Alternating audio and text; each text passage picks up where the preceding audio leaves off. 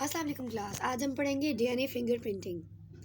आपने देखा कि एक इंसान के फिंगरप्रिंट्स जो है वो दूसरे इंसान के फिंगरप्रिंट से मुख्तलिफ होते हैं। इसी तरह से डीएनए फिंगरप्रिंट्स भी एक इंसान के बाकी पूरी दुनिया के इंसानों से मुख्तलिफ हैं। Yes, they can be similar. 99% similarity exist करती है, but only in the case of identical twins. 1% genome pattern उसमें डिफरेंट होगा और इसी की वजह से जो डिफरेंसेस हैं आइडेंटिकल ट्विंस में भी physical whatever differences appears. So to understand DNA fingerprinting, it is necessary that we know the structure of DNA. We all know that DNA is double stranded and there are nitrogenous bases. Adenine is binding with thymine, and guanine G is binding triple bond to cytosine. So there are about 3 billion base pairs in human genome. You know what is base pair? Like when adenine is binding to thymine, it is making one base pair. Just like this, इसी तरह से हमारे body में 3 billion base pairs हैं हमारे genome में। सो इसका pattern, इसकी अरेंजमेंट एक इंसान के डीएनए में डिफरेंट है और दूसरे वाले में डिफरेंट है। Then we can identify one person on the basis of DNA sequences. First time इसको डिस्कवर किया था, फिंगरप्रिंट्स को डिस्कवर किया था एलेक्स जाफरे ने इन 1985।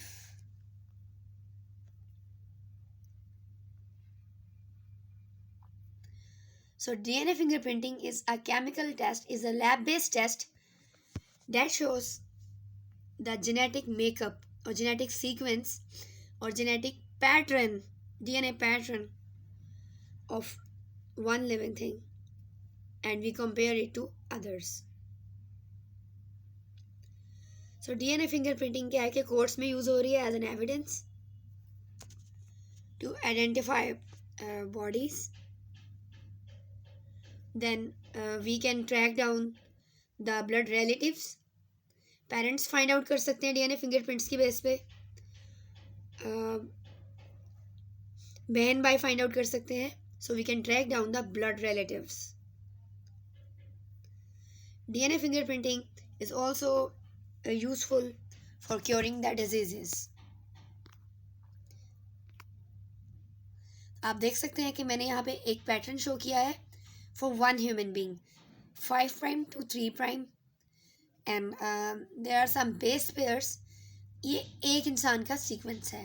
लेट्स सपोज के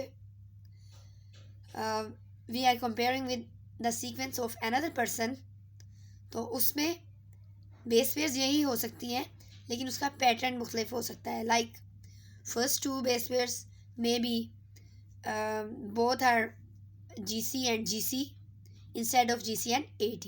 Just like this, difference exists. So that helps in the making difference in phenotypes and identification of a person to another person.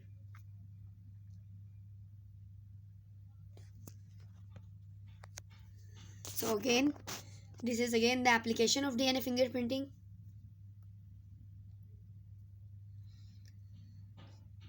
We can track the paternity. We can find out the suspect of a murder or any other case. और DNA fingerprinting जो है वो extremely accurate है, गलती की इसमें कोई गुंजाइश नहीं होती।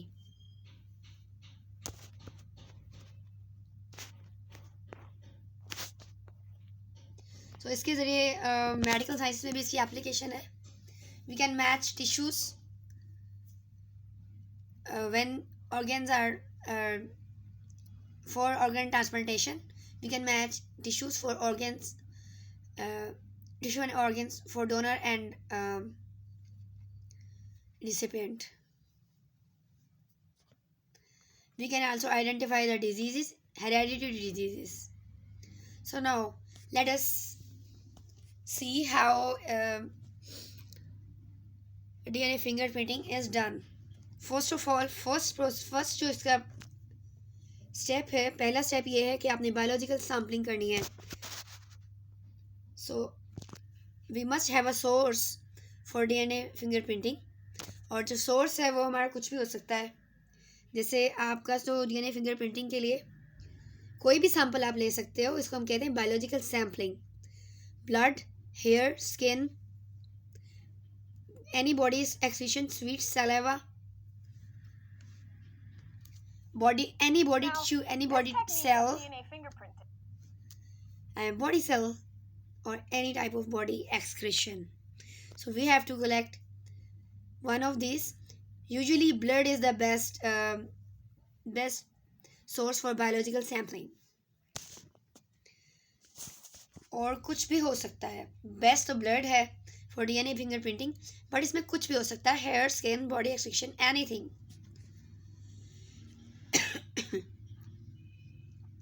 Then second step is isolation of DNA. Then collected tissue में से आपने क्या करना है, लैब में DNA को आइसोलेट करना है. Small amount of tissue or cell is needed. So DNA section is performed by any previous method. पहले हम लोग इसको डिस्कस कर चुके हैं DNA सेक्शन कैसे की जा सकती है किसी भी साइटेड मेथड से जो कि लैब में यूज़ हो रहा है. Again next method is the use of restriction enzymes. तो इसके लिए रिस्ट्रिक्शन एंजाइम्स के साथ डीएनए को, जो हमारा एक्सट्रैक्टेड डीएनए है, उसको इंक्यूबेट किया जाता है फॉर ओवरनाइट. और as a result of restriction enzyme, restriction fragments are produce. छोटे छोटे से फ्रेगमेंट्स प्रोड्यूस हो जाते हैं. जस्ट लाइक अगर हम डीएनए को किसी कैंची से काटते हैं तो छोटे छोटे पीसेस हमारे पास आ जाए. Just like restriction endonucleases are molecular seizure. They act on DNA and restriction fragments, छोटे छोटे फ्रेगमेंट्स प्रोड्यूस हो जाते हैं जिसे हम कहते हैं restriction fragments. So endonucleases are specified. They cut at specific position. वो एक ख़ास पोजीशन पे काटते हैं, ख़ास सीक्वेंस पे कट करते हैं. एंड उसका जो सीक्वेंस साइज होता है, it is also known. And the sequence they are cutting, it is also known. For example, we have an enzyme X. It is cutting between G and A and C and T and producing the fragment that is highlighted with red. The fragment will ATTCT and it is complementary to TAAGA. So these fragments are usually, इनका size क्या होता है, 5 से 10, 5 to 10 base pairs. Then a lot of restriction fragments are produced. So there is an example of different restriction enzymes. Their cutting sites and specific sequence where they will cut. So you can see enzymes, different enzymes, EcoR1, HINT3, BAMH1, and other enzymes are cutting at specific position and producing specific sequences.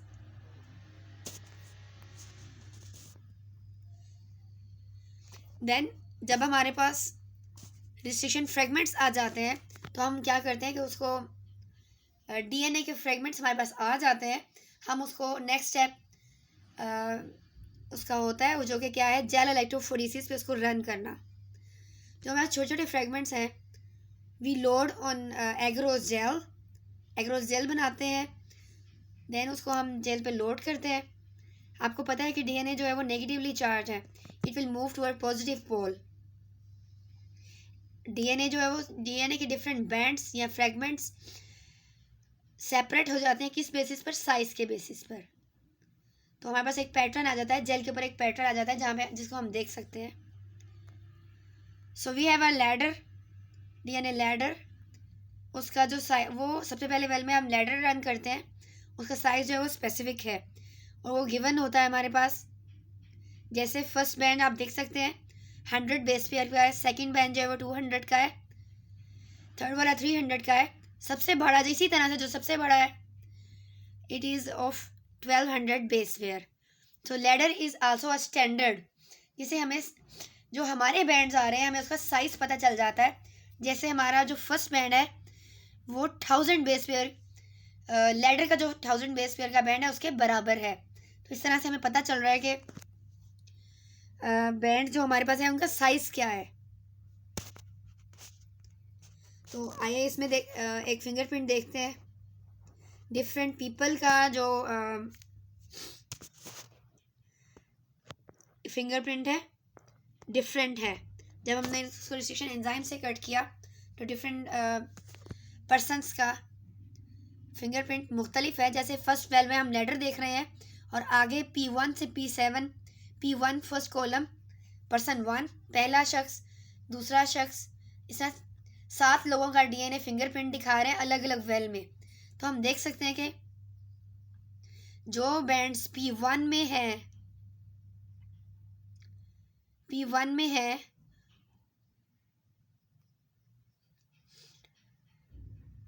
वो either किससे matching है या नहीं। तो इस तरह से हम आइडेंटिफाई कर सकते हैं क्लोज रिलेटिव्स के बैंड्स जो है वो मिल जाएंगे आपस में। इसके अलावा अगर कहीं पे कोई क्राइम हुआ है तो सस्पेक्टेड का सैंपल बाकी लोगों के सैंपल से मैच कर जाएगा, जिसके बैंड मैच कर जाएंगे उसका साइज़ और उसकी पोजीशन। तो that's how we can identify the culprit or we can identify the parents or close relative.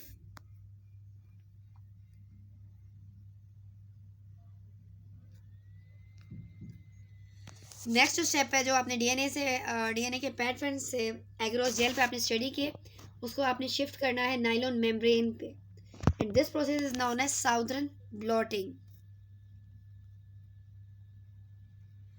So DNA bands are shifted on nylon membrane by placing it overnight in a buffer solution. Next step ये है कि you have to add probes. Probes क्या होता है? Small non sequence होते हैं, non sequence जिनको हम जानते हैं, हमें पता है कि probe small single stranded sequence है और they are radio active. Like when they will bind to their hybridized or when they bind or hybridize to a single stranded DNA, they will glow and tell us where the position where they are binding. So probes क्या होते हैं?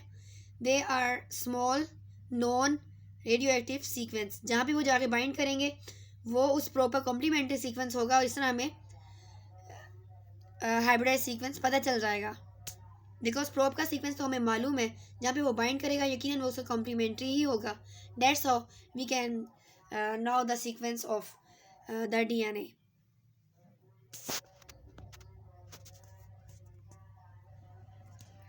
Next step is autoradiography. So autoradiography क्या होती है कि बाकायदा जो आपके पास बैंड पैटर्न ऑब्टेन हो रहा है after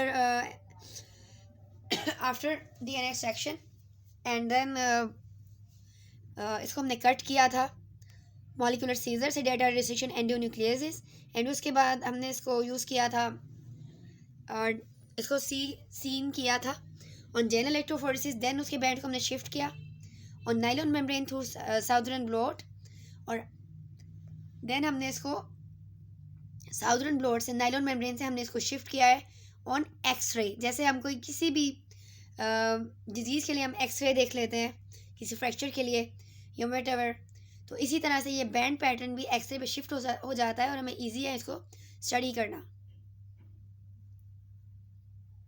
so pattern of DNA bands are now obtained on x ray और इसको हम कहते हैं ऑटोरेडियोग्राफी. और यहाँ पे हम ना सिर्फ बैंड्स का हमें पता चल जाता है, हम उनको आइडेंटिफाई भी कर लेते हैं और जो सीक्वेंसेस होते हैं हम उसको एनालाइज करते हैं bye the help of different softwares. So here is a summary of the whole procedure. You can see, first of all, we need the sources: skin, hairs, blood, sweat, any of the source, biological source इसके लिए use हो सकती है. Then हुआ क्या कि हमारे पास tissue आ गया फॉर डीएनए एक्सट्रैक्शन. देन हमने डीएनए एक्सट्रैक्शन की लैब में उसकी बाय फॉलोइंग एनी मेथड. उसके बाद जब डीएनए हमें हमें मिल गया in the form of white pellet, then हमने क्या किया है कि इसको नेक्स्ट स्टेप हमारा ये है कि इसको हमने कट किया है by the help of restriction endonucleases. Then हमारे पास क्या आया, रिसेक्शन फ्रेगमेंट्स. देन उन रिसेक्शन फ्रेगमेंट्स को हमने जेल पर रन किया है, जेल इलेक्ट्रोफोरेसिस पे. We have a band pattern. We can now the size. इस बेसिस पे भी हम, इस स्टेज पे भी हम इसको आइडेंटिफाई कर सकते हैं मैचिंग की बेसिस पे कि कौन से बैंड जो थे वो दो पीपल में मैचिंग है. Either they are close relative और they this can helpful be in identifying the culprits. Next हमारे पास क्या है कि जो जेल इलेक्ट्रोफोरेसिस से बैंड है, अपनी ईजीनेस के लिए, मज़ीद स्टडी के लिए हम इसको शिफ्ट करते हैं नायलॉन मेम्ब्रेन पे. इस प्रोसेस को हम कहते हैं Southern blot. Then nylon membrane पे शिफ्टिंग के बाद हम इसको क्या करते हैं, एक्सरे पे शिफ्ट कर लेते हैं. एंड जब हम साउदर्न ब्लॉट कर रहे थे तो हमने प्रोब भी ऐड किया था. After hybridisation with probe that was radio active, जहाँ जहाँ पे हाइब्रिडाइजेशन हुई है वो ग्लो करेगा. ना सिर्फ वो ग्लो करेगा बल्कि हमें इससे क्या पता चल जाएगा, साइज, बैंड का साइज पता चल रहा है, कितनी दफ़ा वो सीक्वेंस प्रेजेंट था, that is copy number, and band का सीक्वेंस पता चल रहा है. Next is, now let us see some cases how DNA fingerprinting is helping in different fields. So first case, इसमें हमारे पास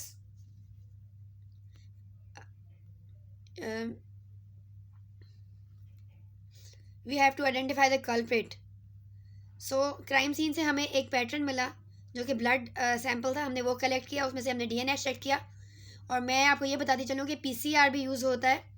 सो पीसीआर से जो रिजल्ट आया, जो पैटर्न था डीएनए फिंगरप्रिंटिंग का क्राइम सीन से, वो क्या था, उसमें हमारे पास 12 रिपीट्स और 16 रिपीट्स थे. देन हुआ ये कि आप देखें कि सस्पेक्ट ए जो है उसमें 12 रिपीट्स और 12 रिपीट्स हैं. नेक्स्ट वाले सस्पेक्ट बी में आप देखें कि 12 रिपीट्स हैं और 16 रिपीट्स हैं. Now it is the same pattern. Now it is the same pattern that is collected from the crime scene. So suspect B must be our suspected person. Next is determination of paternity. हमें कैसे पता चल जाता है कि ये फलाना जो बच्चा है ये इसका बाप कौन है या इसकी मदर कौन है. तो इसमें क्या होता है, जो हमारे पास पैटर्न आया डीएनए का, जो हमारे पास पैटर्न आया, हमने उसको मैच करना है, just simple matching. So let's see.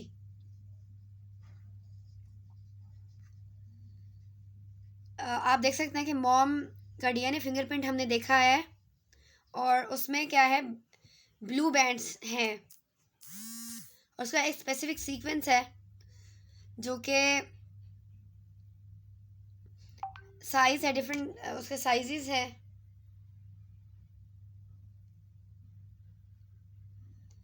Then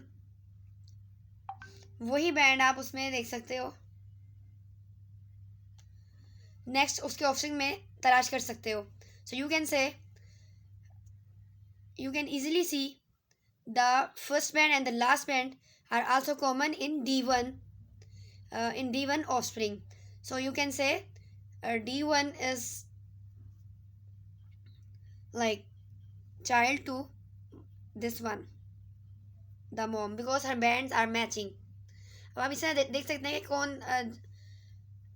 कौन सा जो है वो डैड, ये जो डैड है इनमें से किसका डैड है, like he is the father of which child.